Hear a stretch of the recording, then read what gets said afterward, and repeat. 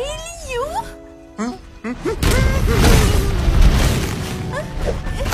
Nanti Abang nak taruhka. Hai, still tak move on rupanya. Hah? Apa kes ni, Tok? Hai, kamu tak tahu kah? Cucu batu tu lari dari kampung ni sebab putus cinta. No, I don't believe you.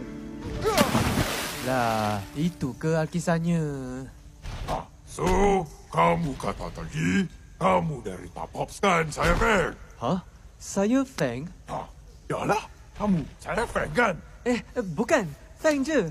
Oh, Feng ya. Bukan. Nama saya Feng je. Hai, panjang sangat nama kamu ni. Nak isi borang pun susah nanti. Tak apalah. Kami datang sini untuk tunjuk gambar ni. Hah? Nasan rupanya. Bukan tu. Saya cuma nak tanya tentang Panglima Pair Api ni. Sai. Gambar ni Tok dengan Panglima Pair Api.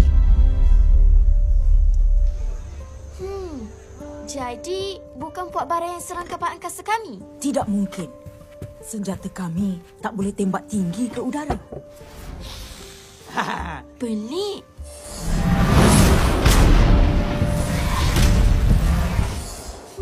Jadi, siapa yang serang MOS kebenaran? Siapa lagi kalau bukan Puak Salju? Mereka memang sentiasa serang kami. Jemput makan semua. Sedapnya bau.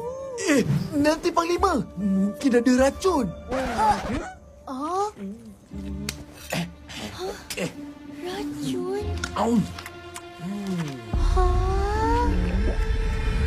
Okey. Clear.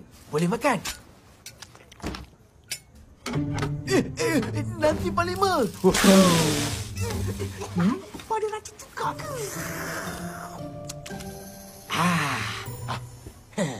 Maaflah. Kami perlu berjaga-jaga. Takut-takut ada percubaan untuk racun Panglima. Kita orang ni pula macam mana? Oh, tak apa. Orang tak penting boleh je makan. Jadi kita orang ni tak penting lah. Janganlah cakap macam tu. Penting juga. Tapi tak seperti Panglima yang nari sebagai ketua kami. Ya, tanpa Panglima, siapa nak mengetuai kami menentang si gardu? Memang Puak Bara tu tak boleh dipercayai.